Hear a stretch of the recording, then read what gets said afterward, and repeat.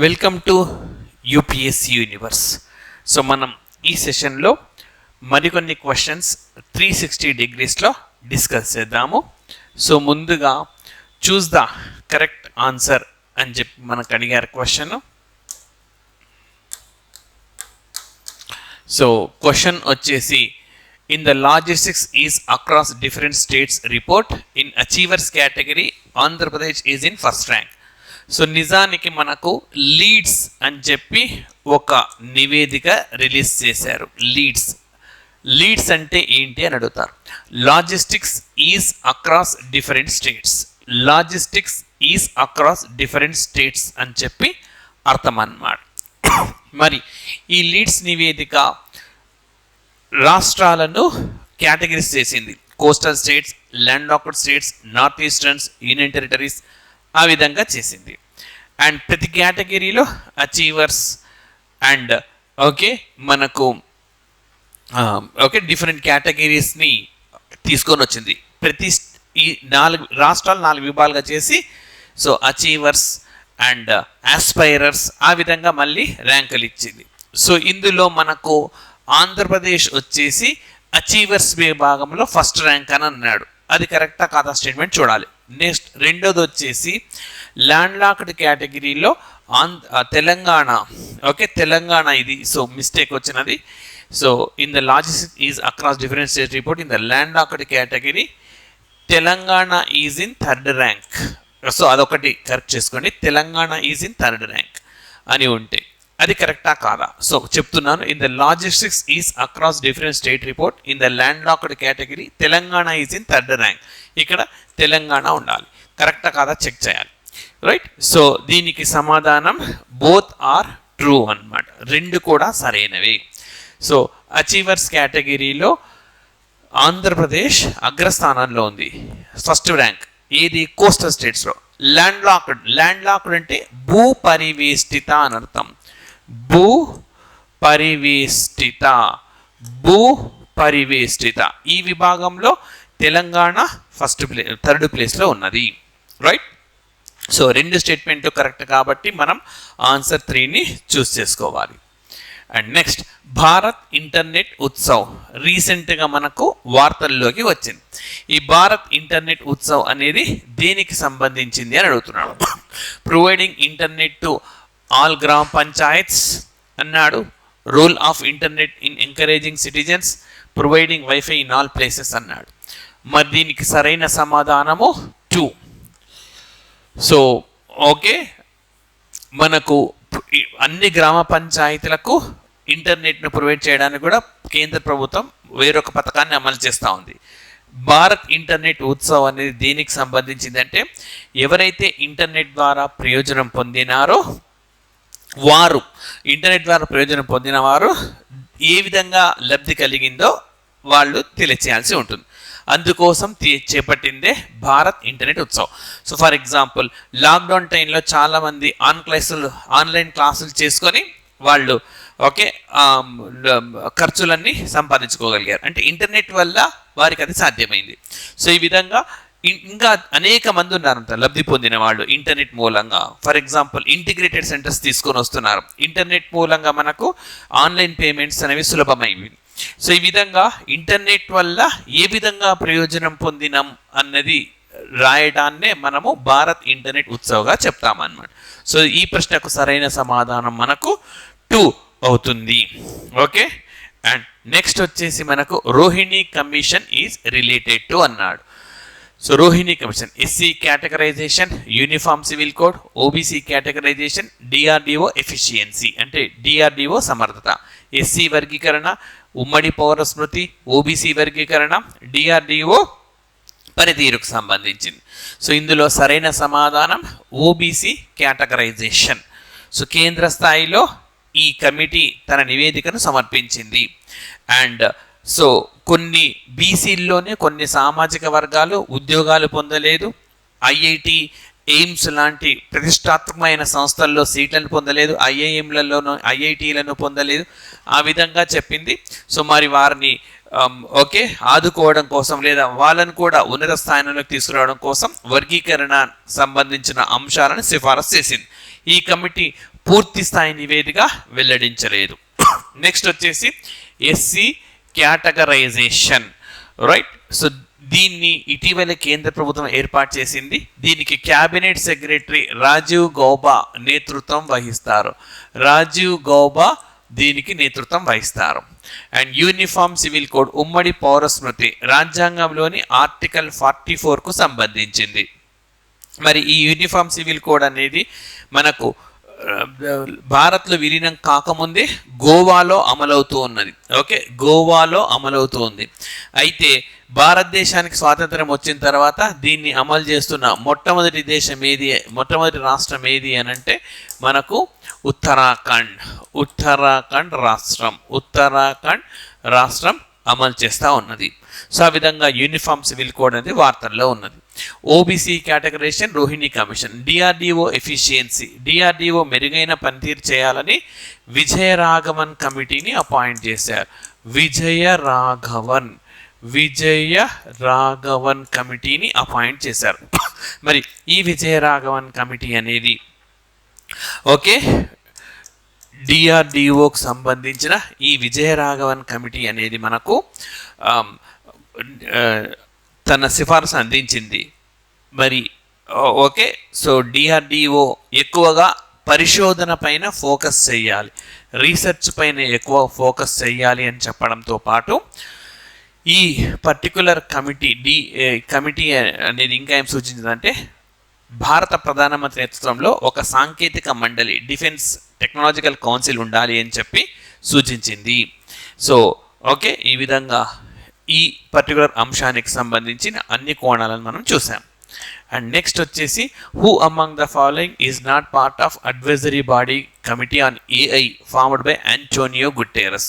So ఎవరి Antonio Guterres అంటే United nations ఆర్గనైజేషన్స్కు secretary general, ఐక్యరాజ్య సమితి సెక్రటరీ జనరల్. ఏ దేశానికి చెందినవాడు అంటే పోలాండ్ దేశానికి చెందినవాడు, రైట్. మరి ఈయన కృత్రిమ మేధకు సంబంధించి ఒక కమిటీని ఏర్పాటు చేశాడు. కృత్రిమ మేధ అనేక సవాళ్లతో కూడుకొని ఉన్నది. Okay, it has lot of challenges అన్నమాట. మరి ఈ కృత్రిమ మేధ అనేక సవాళ్లతో కూడుకొని ఉన్న ఈ వ్యవస్థకు సంబంధించి ఏ విధంగా అధిగమించాలి అని చెప్పి ప్రపంచవ్యాప్తంగా అనేక మంది నిపుణులతో కమిటీని ఏర్పాటు చేశారు. అందులో లేని వారెవరని అడిగినారు.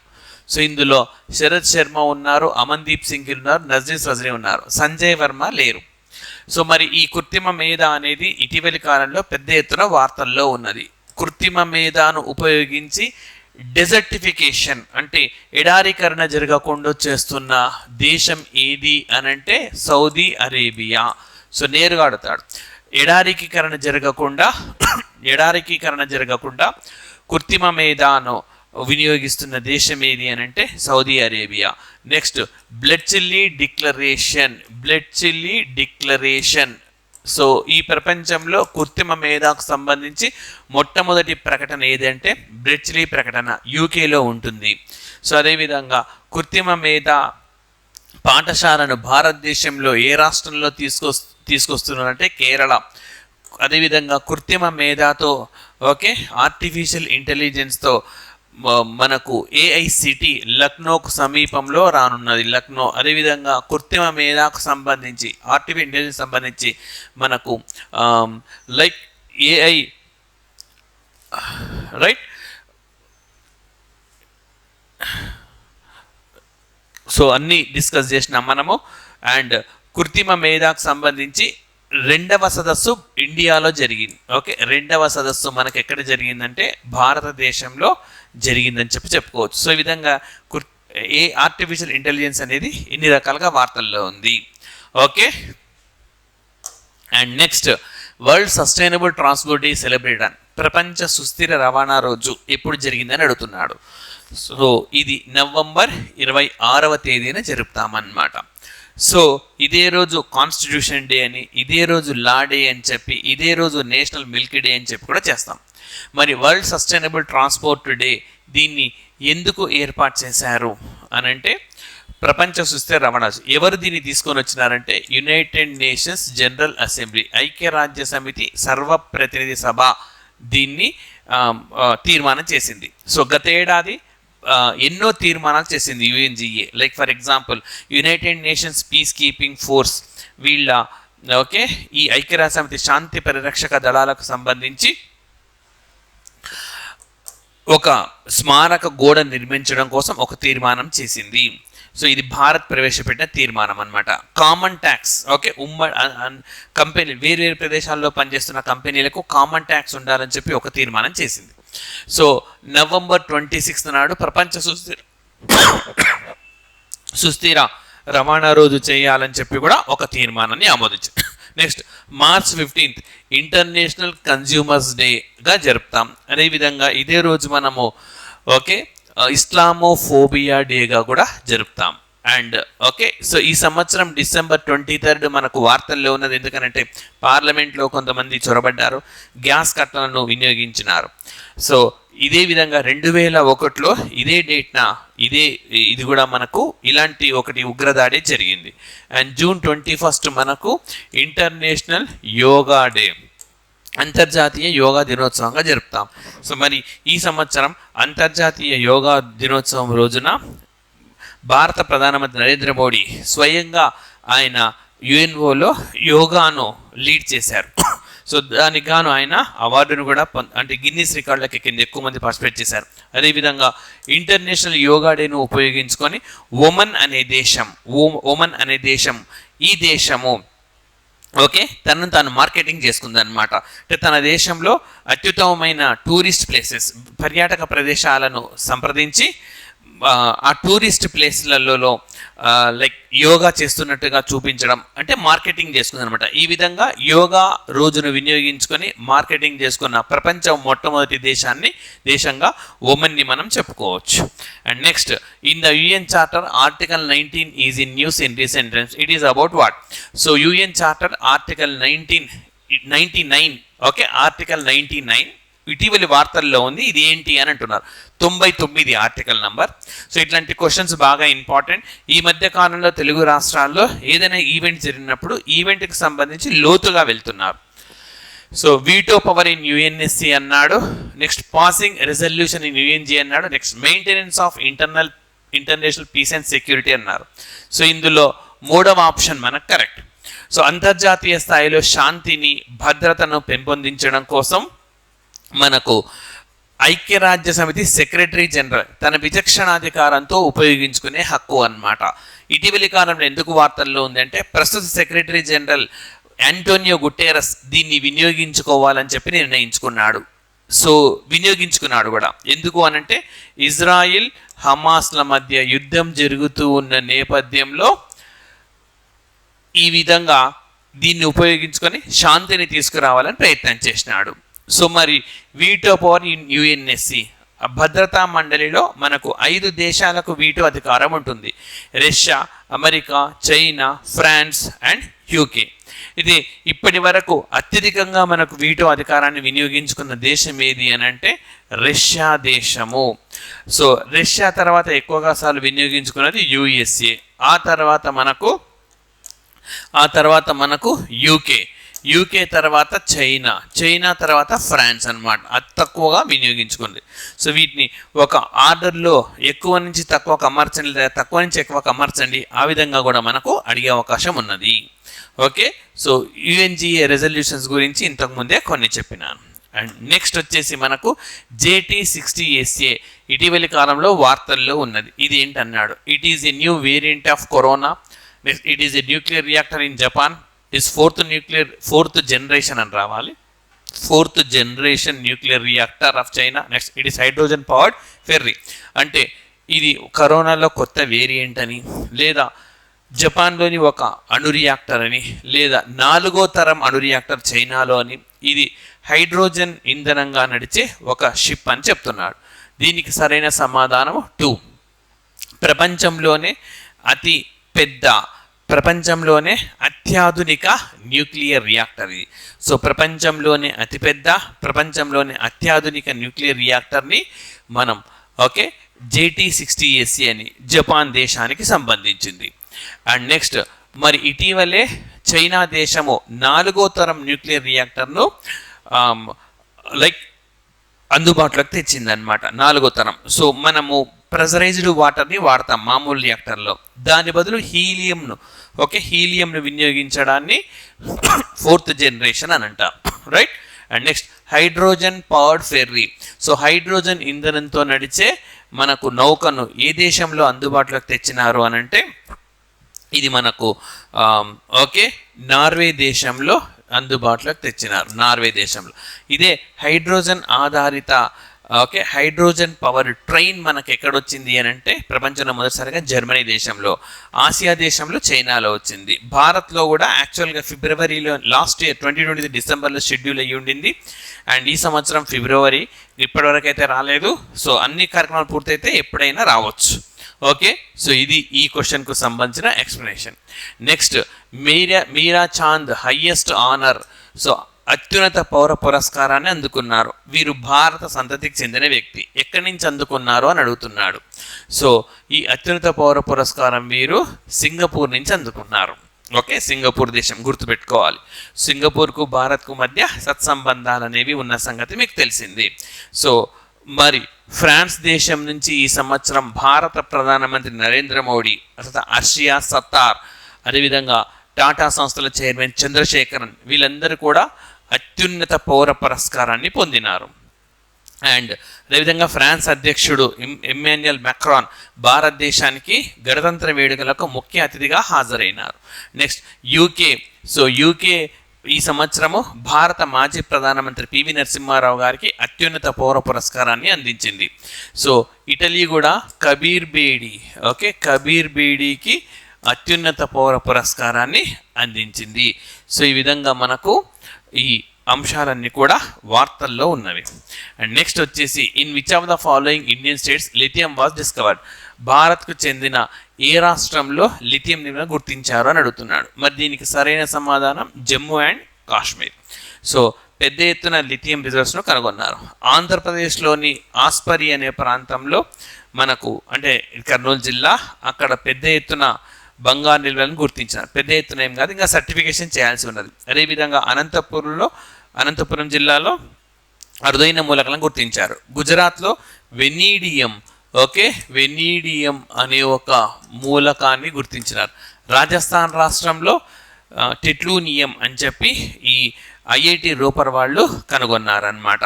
సో ఈ విధంగా మనకు ఈ అంశాలన్నీ కూడా వార్తల్లో ఉన్నాయి. అదేవిధంగా వైట్ హైడ్రోజన్ అనే దాన్ని ఫ్రాన్స్ దేశంలో పెద్ద ఎత్తున ఇటీవలి కాలంలో గుర్తించినారు. రేర్ ఎర్త్ మినరల్స్ అరుదైన ఖనిజాలను మనకు స్వీడన్ దేశంలో పెద్ద ఎత్తున గుర్తించినారు. And next India's largest desalination plant has come up in. So భారతదేశంలోని అతిపెద్ద నిర్లవణీకరణ ప్రాజెక్ట్ ఎక్కడొచ్చింది అన్నాడు. నిర్లవణీకరణ అంటే మనందరికీ తెలిసిందే, సముద్రం నీటిలో లవణాలు ఉంటాయి, వాటి తొలగిస్తే వినియోగించుకోవచ్చు తాగడానికి. సో ఎక్కడొచ్చింది అని అన్నాడు. సో దీనికి సరైన సమాధానం తమిళనాడు, రైట్. సో కేవలం భారతదేశంలోనే కాదు, మనకు ఆగ్నేయ ఆసియా ప్రాంతంలో ఇంత పెద్దది మరొకటి లేదు, రైట్. అండ్ నెక్స్ట్ వచ్చేసి మనకు అస్సోం రాష్ట్రం. So India's first multi modal logistics park. So భారతదేశంలోనే మొట్టమొదటి multi modal logistics park Assam రాష్ట్రంలో వచ్చింది. నిజానికి 35 మల్టీ మోడల్ లాజిస్టిక్స్ పార్క్లను ఎస్టాబ్లిష్ చేయాలని చెప్పి గవర్నమెంట్ ఆఫ్ ఇండియా నిర్ణయించింది. అందులో మొట్టమొదటిది మనకు అస్సాం రాష్ట్రంలో వచ్చింది. సో మహారాష్ట్రలో భారతదేశంలో అతి పొడవైన వంతెన, నీటిపై నిర్మించిన వంతెన అటల్ సేతు ఏ రాష్ట్రంలో వచ్చిందంటే మహారాష్ట్రలోని మనకు ముంబైలో దీన్ని నిర్మించినారు. అండ్ గోవాలో భారతదేశంలో మొట్టమొదటిసారిగా మ్యాపింగ్ ఆఫ్ ద విలేజ్ గోవాలో స్టార్ట్ అయింది, మేహెంలో. అదేవిధంగా మనకు ఆజాదీ కా అమృత్ మహోత్సవంలో భాగంగా లైట్ హౌస్ ఫెస్టివల్స్ 75 ప్లేసెస్లో కండక్ట్ చేయాలని నిర్ణయించినారు. అందులో మొట్టమొదటిసారిగా మనకి ఎక్కడంటే గోవాలో నిర్వహిస్తున్నారు. And next which of the following states have proposed name changes. ఇటీవలి కాలంలో తమ రాష్ట్ర పేరును మార్చాలి అని చెప్పి ప్రతిపాదించిన రాష్ట్రాలు ఏమని అంటున్నాడు. సో కేరళ, వెస్ట్ బెంగాల్ 2 రాష్ట్రాలు బోత్ అన్నమాట. ఆన్సర్ 4 అవుతుంది. కేరళ తమ రాష్ట్రం పేరును కేరళం అని మార్చాలని శాసనసభలో తీర్మానం చేసింది. అదేవిధంగా వెస్ట్ బెంగాల్ బంగా అని చెప్పి మార్చాలని ప్రపోజ్ చేసింది. వెస్ట్ బెంగాల్ ఈ ప్రపోజ్ చేయడం అన్నది ఇది మొదటిసారి కాదు. ఇది గతంలోనూ చేసింది, అప్పుడు ప్రభుత్వం రిజెక్ట్ చేసిందని కేంద్రం. సో కేంద్రం అని అంటే మనకు యాక్చువల్గా హోం మంత్రిత్వ శాఖ అంగీకరించి తర్వాత పార్లమెంట్లో చట్టం చేయాల్సి ఉంటుంది. ఎందుకనంటే రాష్ట్రానికి సంబంధించిన పేరు మార్చినప్పుడు 1వ షెడ్యూల్లో మార్చాల్సి ఉంటుంది, 4వ షెడ్యూల్లో మార్చాల్సి ఉంటుంది. సో ఈ విధంగా అంటే రాష్ట్రం పేర్లను రాయాల్సి ఉంటుంది. అదే మీరు ఒక జిల్లా పేరు కానీ ఇతర పేర్లను మాత్రం పార్లమెంట్ చట్టం అవసరం ఉండదు మనకు. కేవలము ఒక కేంద్ర హోంమంత్రిత్వ శాఖ పోస్టల్ రైల్వే వివిధ డిపార్ట్మెంట్లను కన్సల్ట్ చేసి పర్మిషన్ ఇస్తుంది. సో ఈ విధంగా మరి ఓకే ఈ విధంగా మారుస్తారో వేచి చూడాల్సి ఉంది. బట్ ఈ 2 రాష్ట్రాలు కూడా ప్రపోజ్ చేస్తాయి మార్చమని చెప్పి. అండ్ నెక్స్ట్ వచ్చేసి which of the following state of USA passed resolution అప్రిసియేటింగ్ Venkaiah Naidu. So భారత మాజీ ఉపరాష్ట్రపతి, కేంద్ర మాజీ మంత్రి వీరిని ప్రశంసిస్తూ మనకు ఏ రాష్ట్రము ఒక ఉత్తర్వును జారీ చేసింది అని అంటున్నాడు. సో దీనికి సరైన సమాధానం new Jersey, right. So Kentucky అనే రాష్ట్రము మనకు సనాతన ధర్మం ఒక రోజును ప్రకటించి ఒక ఉత్తర్వును జారీ చేసింది. సో బట్ ఇది మాత్రము న్యూ జెర్సీ వెంకయ్య నాయుడు గారు ఆయన గొప్పగా సేవలు అందించినారు. ఒక సాధారణ కార్యకర్త స్థాయి నుంచి దేశంలోనే 2వ అత్యున్నత ఒకే స్థానానికి వెళ్ళారు. ఇటీవలి కాలంలో 2వ అత్యున్నత పౌర పురస్కారాన్ని కూడా వారు పొందినారు. సో ఈ విధంగా ఇది కూడా మనకు వార్తలు. Next in which city of Andhra Pradesh global investor summit was held. So ప్రపంచ పెట్టుబడిదారుల సదస్సు ఎక్కడ జరిగింది అని అంటున్నాడు. సో ఇది విశాఖపట్నంలో నిర్వహించినారు. సో ఓకే సో ఈ మొత్తం కార్యక్రమంలో వేల సంఖ్యలో పెట్టుబడులు వచ్చినాయని చెప్పి ప్రభుత్వం అధికారికంగా ప్రకటించింది.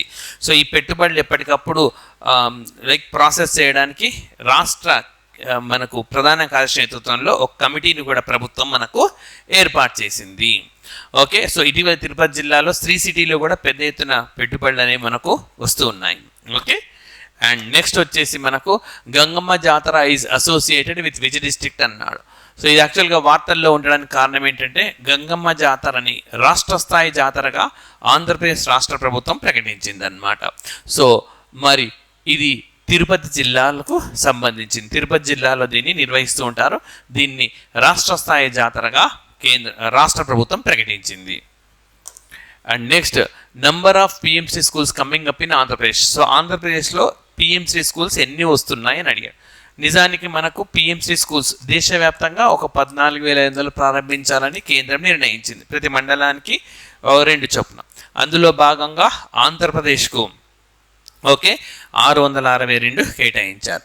సో ఈ 921 వచ్చేసి 2014-15లో బాలికల లింగ నిష్పత్తి అనమాట ఆంధ్రప్రదేశ్ రాష్ట్రంలో. 945 వచ్చేసి 2022-23 నాటికి ఈ బాలికల లింగ నిష్పత్తి మనకు 945 వరకు వెళ్ళింది, రైట్. సో ఇవి మనకు ఈ రోజున ఓకే మనం డిస్కస్ చేసిన ఎంసీక్యూస్. మరికొన్ని ఎంసీక్యూస్ నెక్స్ట్ సెషన్లో డిస్కస్ చేద్దాం, right. Thank you very much.